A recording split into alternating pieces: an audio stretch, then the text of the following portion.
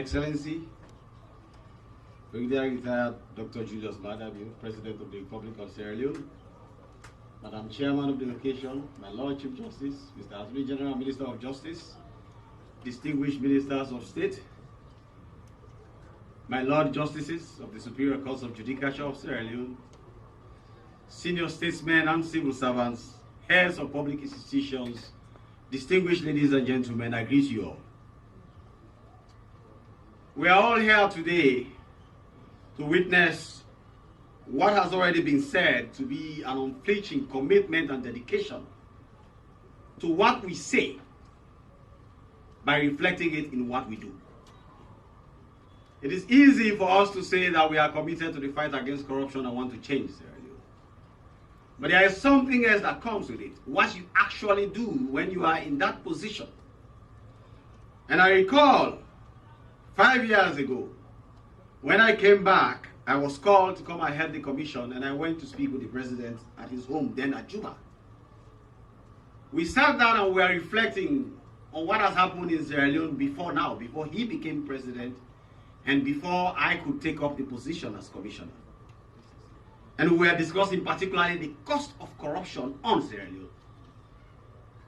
Before then, he was already in office by about 2 months, and what he told me then was, when I go around, people congratulate me, but the one thing they say is, what are you going to do about corruption?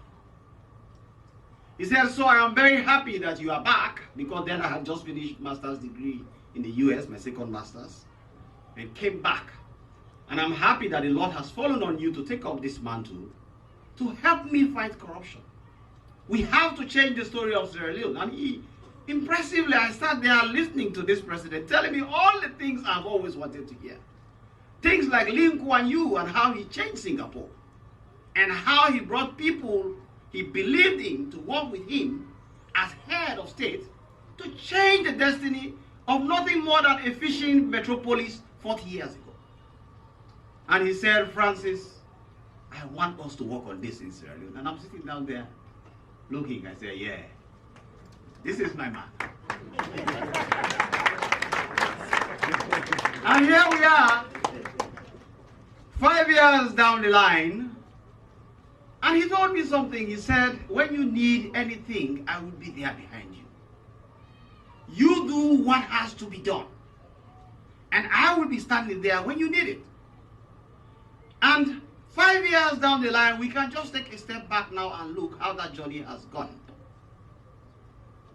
In the fight against corruption in 2013, we were rated as one of the most corrupt countries in the world. In fact, the most corrupt in the world in terms of bribery by Transparency International. Today, we are recognized as one of the high performers in the fight against corruption in Africa. In every index in the world on the fight against corruption, we are trailblazing. In the MCC control of corruption, before the day I spoke to the president in his house at Juba, we were failing at 49%. Down the line, we have gone as high as 83%. And we have passed that control of corruption scorecard 5 years in a row. Not a single day did we fail. And beyond that, even like Afrobarometer, which measures the prevalence of corruption in household, asking people across the street, how are you doing? Did you give bribery and everything? It has confirmed across the board that corruption prevalence has reduced from 70% in 2015 to below 40% now. And these are data that we have no control over. It is like you doing what you have to do and somebody is assessing you. Sometimes you don't even know that they are assessing. And they are coming with the results. Basically what I'm trying to say is, a president who sat there in his room with me and spoke to me about Lee Kuan Yew and how he dedicated himself and his people to change the story of his country, did exactly that in 5 years by giving us the support that we need to change the story of the fight against corruption, to launder the image of the country, so much so that other countries are now coming to Sierra Leone to learn from us as we ply our trade. And we proudly tell them that we can. Distinguished ladies and gentlemen, I am very humbled and honored to stand here before you today. as we are adding to that milestone. Again, at the time when he spoke to me in that room at Juba, he may not have known how small the anti-corruption space was. The office where we were in Cathedral House, it was not designed for such an intelligence-based work as we had thought. It did not have the facilities that could. And when I went there for the first time in 2018, I was shocked. But then, from that small room in my office and other offices within that building, we have been able to do amazing things. But whilst we are doing so, true in the spirit of what they say, where you live and work reflects your attitudes and aspiration. If you want renewal, you must bring renewal. So again, I remember going to him and saying, this place where we are working, that building does not look like anti-corruption office. I have gone to Nigeria, I have gone to Gambia and other places. What I see is quite different. And he said, Francis, what do you need? I said, well, you have to call Sajusu. You have to speak to Sajusu. He holds the money bag. There is already the land. They have already started doing some work there. But we need to now take it forward as a symbol of the fight against corruption, as a sign of your commitment, Mr. President, and dedication to ensure that we permanently rid corruption in this country. And he said, go to Sajusu and JJ Safa. Then JJ Safa was the Minister of Finance. He said, go to them. Tell them that I told you to give you everything you need to build that building. And Mr. Jusu is here, Matthew Dingy also is here. And there has been 3 ministers of finances there now, ministers of finance. And all of them gave us the support we need. We get our certificates, we forward it to them and tell them this is the certificate. The Chinese have already done the work. Ministry of Work comes in, does the assessment, and then they pay. And they have been paying since. And today we are now proud and honored that we are sitting on that very edifice. So I thank you very much, Mr. President, for honoring your commitment, for telling me about Lee Kuan Yew and what you wanted him to do, and for giving me the confidence and saying, when you go there, I will stand there with you, and you have stood there with me for 5 years. Distinguished ladies and gentlemen, let us all put our hands together for the anti-corruption champion himself, the President of the Republic. And let us now also put our hands together for the distinguished staff of the ACC, Mr. Deputy Commissioner there, and all the directors, managers of staff of the ACC, for the amazing support they've given to us. We are all very grateful, we are all very thankful, and we are all very proud. Thank you for sharing today with us. Thank you very much.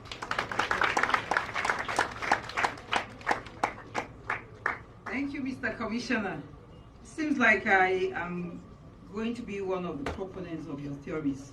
I'll also quote when you said, what we say is we have to reflect what we do. What we say reflects what we do. That means you have to say what you have. You have to say before you do. Because if you do not say, we as the people of Sierra Leone cannot hold you accountable. We will not allow you to come in without saying, so that we know we are expecting you to do something. So I think I'm also a proponent of His Excellency's talk and do. You have to tell us before we can expect something from you. We will not just allow you to come and be doing. What do we hold you accountable to? So I think we are very pleased, Mr. Commissioner, by that statement. I want to, at this point, reflect on some of your words very quickly. We will have plans, systems, structures. I mean, putting things in theory is not too much of hard work. Where you have brains.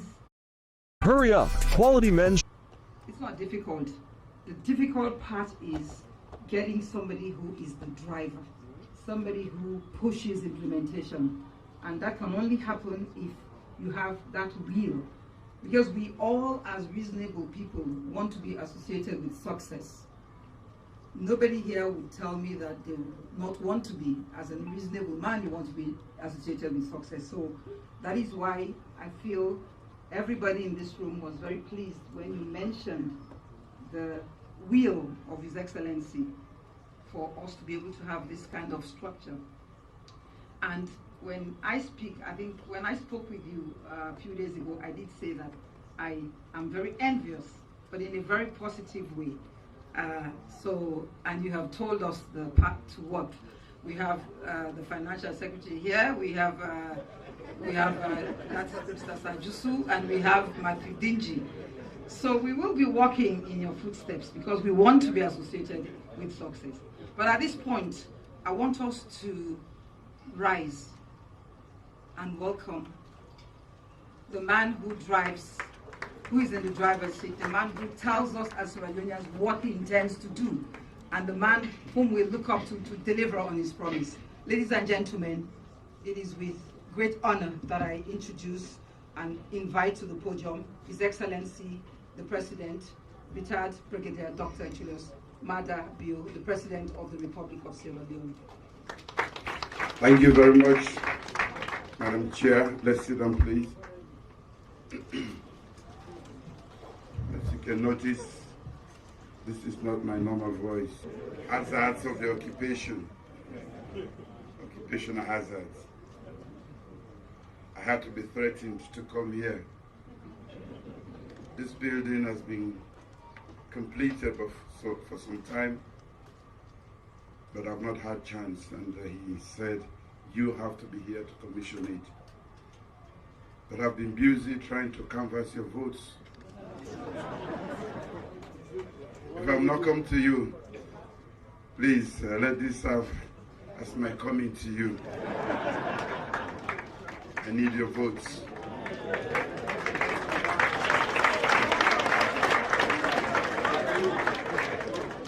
Madam Chair, the Honorable Chief Justice and other justices present here today, Ministers of Government, Members of Parliament, members of the Diplomatic and Consular Corps, the Board of the Anti-Corruption Commission, the Commissioner, our great friend and fighter, the Deputy Commissioner, another strong man, and the great staff of the Anti-Corruption Commission. Are you here?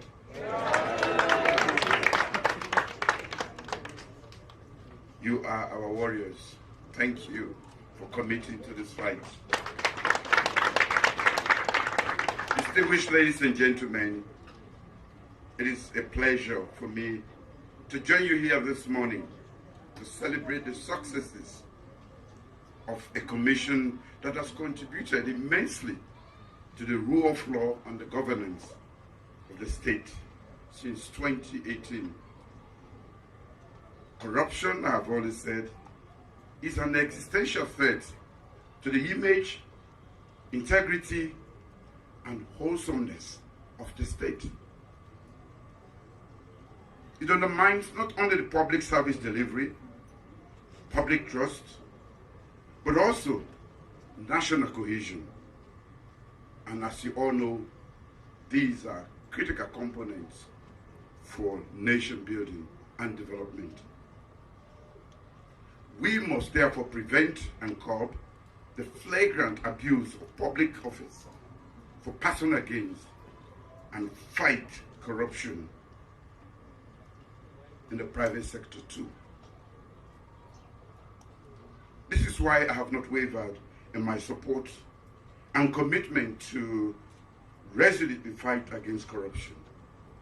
At this juncture, let me thank and congratulate the Commissioner, Francis Benkaifala, the Deputy Commissioner, Augustine Ruby,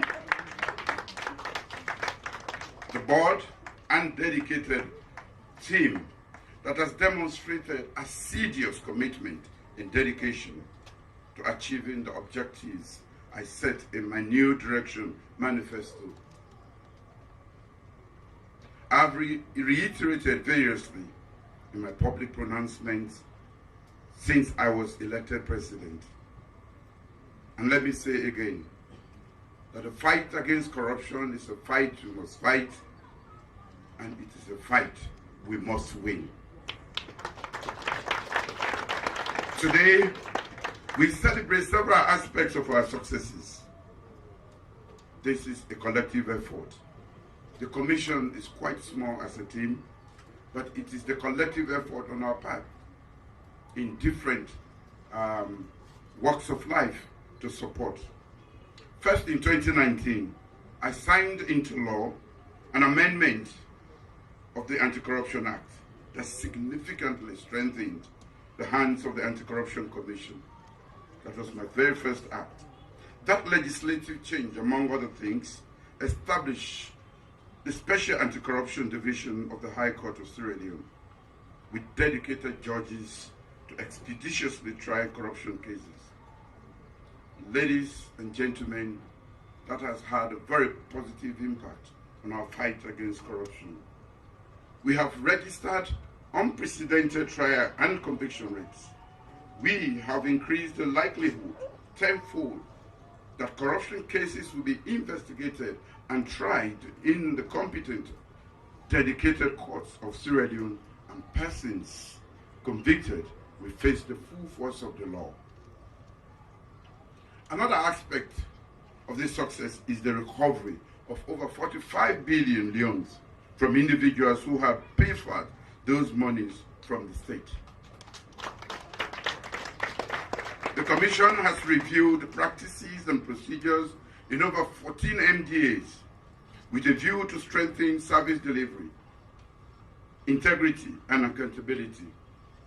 The Commission has also diligently scoured audit reports in line with its risk-based approach to fighting corruption by identifying where corruption is most likely and in what form. The ACC has also caused monies to be paid back to such institutions as the National Revenue Authority, the Sierra Leone Road Safety Authority, the Sierra Leone Cable Network, and the Aberdeen Women's Center. Their work has helped to protect public revenue and resources. They have done a commendable job.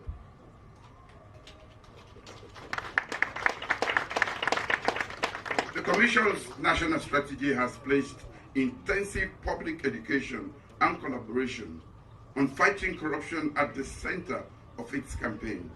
It has also mainstreamed women, youth, and other key population groups in its campaign against corruption.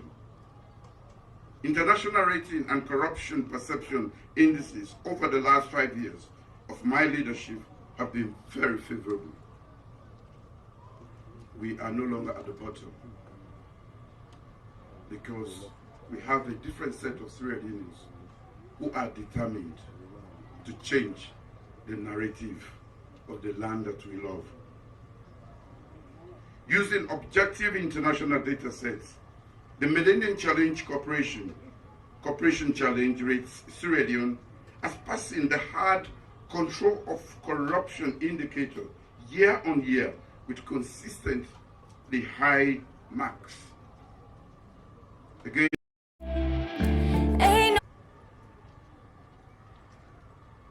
I'm happy that this has been done by organizations completely out of our control.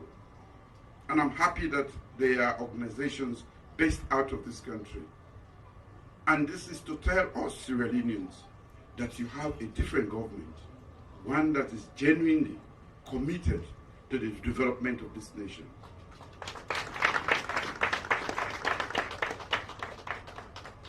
We didn't go elsewhere. We are the same Sierra Leoneans who were here, but this is a group that is totally different. And we want to change the narrative. It takes leadership. It takes us to commit to improving our own country. And that is what we are doing.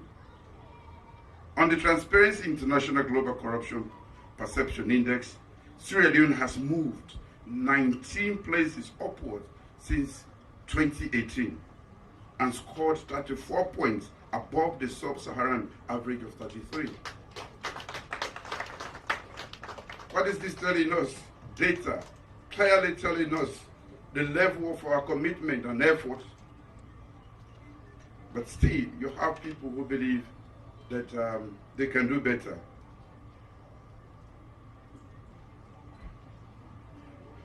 Where they scored 49% consistently and lower, we have scored above, nothing less than 70% consistently. I didn't say so. The MCC says so. The Transparency International is moving up. Our score is going up. I'm happy these are out. This means that we should all put our shoulders to what is ahead of us as a nation. This is just a simple indication. I normally say, I am not going to fix this nation. I'm going to fix the foundations upon which this nation will be built. Because I have too short a time. And all what we are doing is a clear indication to all of us that we can change our bad ways and be good guys to build our own nation. Yes, we are all corrupt, but now we say we must change. Not so.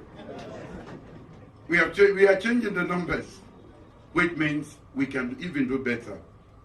I'm informed that the most recent Afrobarometer survey report 2022, round 9, indicates a significant improvement, as alluded to by the Commissioner, with data showing elevated levels of trust and robust posture of Sierra Leone's Anti-Corruption Commission and the function of integrity management committees located within ministries, departments, and agencies. Such oversight mechanisms encourage transparency and prevent the protection of corruption within these MDAs. So a lot is being done. We had identified corruption as an existential threat, the biggest obstacle on our path to development. Maybe I will add here to say that maybe the other is the nature of domestic politics, how we have created iron curtains to divide us by region, tribe, and so on and so forth. We no longer look at policies and programs and projects. We no longer look at those who want to come and lead us. We look at their tribe and region. Ladies and gentlemen, as your leader, I appeal that we have started on a good path and we can continue and even do better if we look at the programs, examine your leaders, me standing before you here, and any other leader who vies to come to this position. We can do more and we will do more. As a government, we have been very mindful of waste and accountability. This sets us apart from our predecessors who could have done better.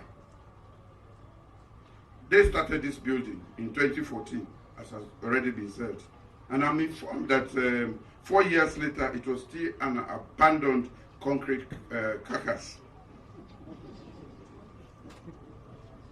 Well, with failed governments, public building projects are abandoned for several reasons. It could be bad leadership, poor planning, financial mismanagement, dubious procurement procedures, or just plainly incompetent project management. Maybe in this case, it's a combination of all. So, the public construction projects that we have completed, we have done so at often eye-popping cost, really prohibitive prices. The widening of the 5.2 kilometer of road, that is the Wikisi Road, was 5 times the cost of laying a new brand road. Yes. So that is why infrastructure became their own flagship. Because if I'm making such money out of infrastructure, I will make it my flagship. But I'm investing, my flagship is human capital development, to invest in the people of this country. Most of whom are not even voting this time. Everywhere I go, I see them, little kids. But I know in future they are going to benefit this nation. So we have chosen the path of development and not going for the next election. But still we are going to win the election. Election.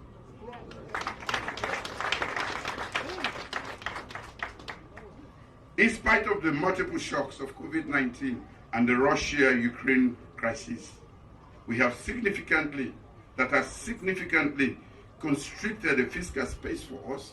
My government has raised money to fully finance the construction of key public buildings My government fully funded the construction of this ultra-modern headquarters office of the Anti-Corruption Commission to both underline my determination to fight corruption and to ensure the operational independence of the Commission within its own space, rather than in the rented offices of Gloucester Street and Loto Building.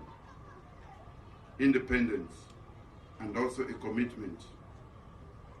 We didn't have money, but we had to show commitment, not only to ourselves, but also to the world, that we are serious about fighting corruption. And therefore, we should provide a dedicated edifice where they can work from freely. Let me therefore thank the Commissioner, his deputy, the board, for their patience and dogged perseverance in bringing this project to conclusion. I also want to thank the contractor, Guji Construction Company, for its hard work, for their expertise and technical advice. And I also thank the consultant, Ideas. Of course, I'm going to take a tour of the building, which has been fully funded by us. I keep saying this because very often we have to ask for support. But this time around, however tough things are, we decided that we were going to support this.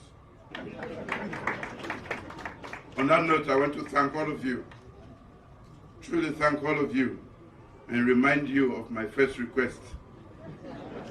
Thank you. Your Excellency.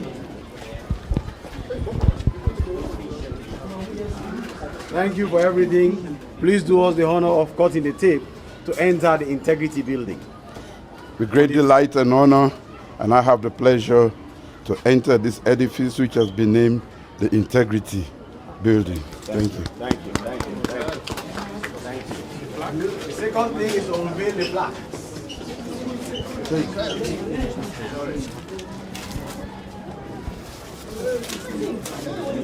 Wow. So, this is engaged in the sands of time. Thank you. Thank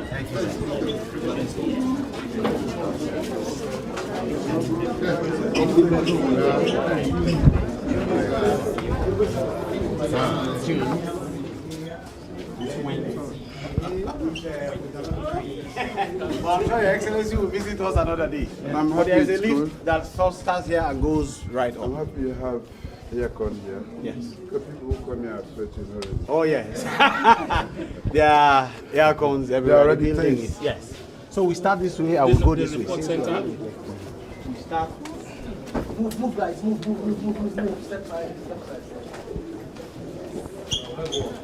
No. This is the stairs. There are two stairs. One that way, one this way. All of them, as you can see, this is spacious enough because we needed to give room for space for people to walk. And this is the way. There is a canteen. Now, this is the ground floor. And this is the canteen where the women are preparing food and refreshment. Ladies, His Excellency is here. This is Serbian. So this is going to be the canteen for the staff. And there is, part of the canteen is a VIP room as well. The VIP room is another room. For example, if I have a visit from my Lord the Chief Justice, we cannot sit here and eat. We'll enter the VIP room and eat from there. Well, thank you. Yes. Don't move fast. Move. Yeah.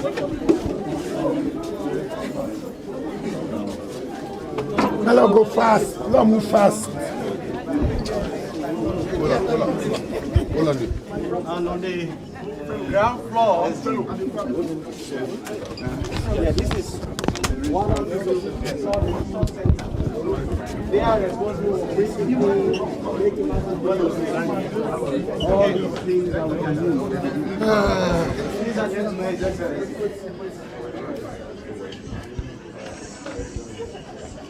So this is the resources.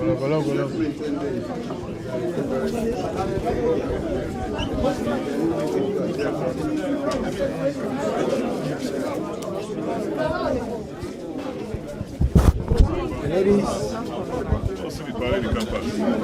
have the transport office. Public education is a very important part of our work. Because you know, in a population like this, you have to be public educated.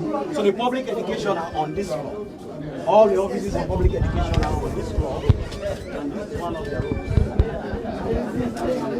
We have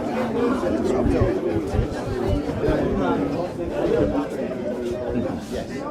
We also decided to use in many of the offices these workstations which manage space where you can take a lot of things. So we have a lot of them, particularly when you go to the upper floor. No worry, boss.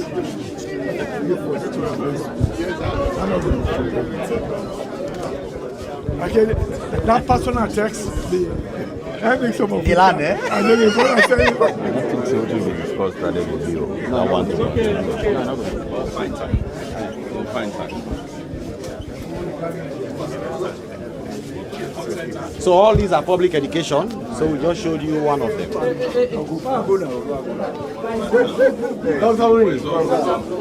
So here is the one in charge of reporting. So people can call, they can send letters, they can. So this thing here, they process reports.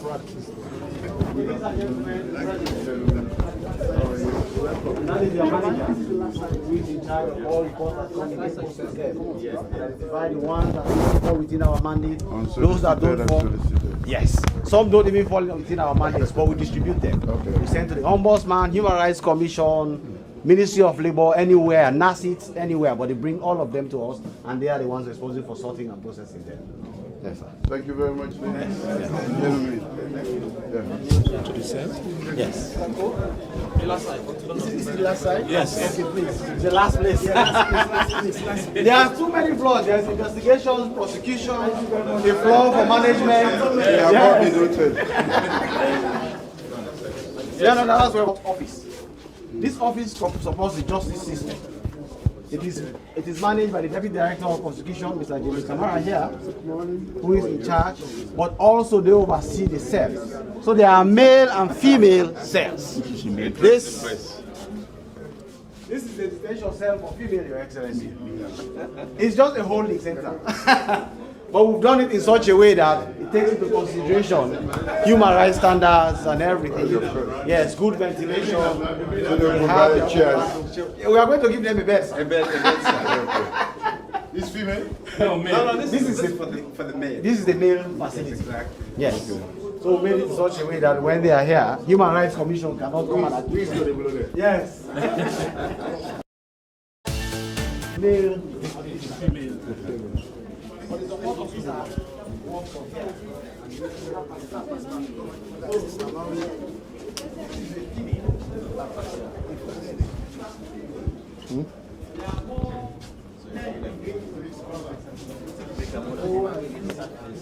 That's a crazy. That's not crazy.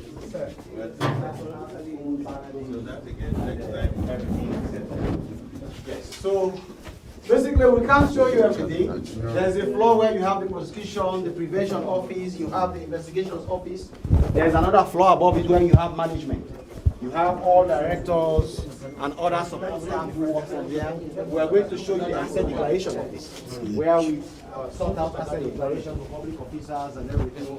And of course, you now have top management level at the top floor, where you have the commissioner, deputy commissioner, and select offices. So this is just to give you an idea of the facilities here, and we are very pleased and thankful to your government for this support. Interview. 100% funded from government. We did not take a penny from any donor or ask them to support us. And that is all thanks to you, and we are very grateful. Facility here for disabled people. Yes. Yeah. Oh yeah. There's a development. Try engineer, but it looks great, and for the purpose for which it is meant, I think it will serve well. Now, I mean, we can say public buildings, normally ask for assistance, but this one is purely sponsored by government. So, and it's a plus. So, what do you have to tell the people of Sierra Leone, so that we can emulate this kind of thing, so that at least government should sponsor important institutions like the ECC? Well, we can do it when we have the money, but this was a show of commitment beyond what others can do for us. We had identified corruption, and we see identify it as an existential threat to the integrity of the country, to development, and to everything that we stand for. And therefore, we must show a level of commitment that is beyond reproach. And therefore, we had to put our own money. We didn't have to go out. And this is what we have today. It is difficult to do that for every other building, but having identified this as a major obstacle to development, we had to show this commitment.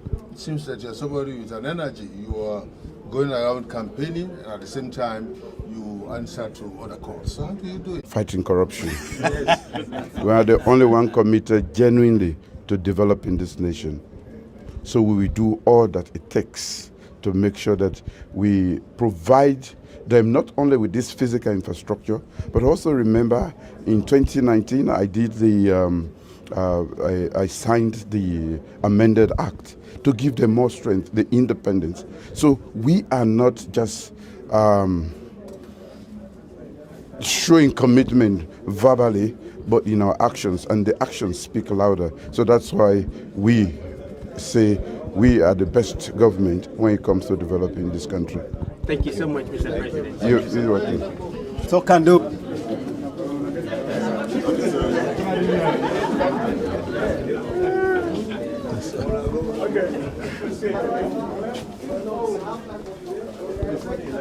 All right. Thank you very much. All right.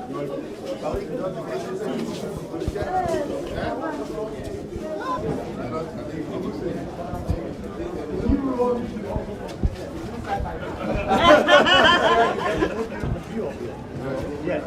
You know, I've got you that road on when I went to the East, I was coming to. That was the first time I did it.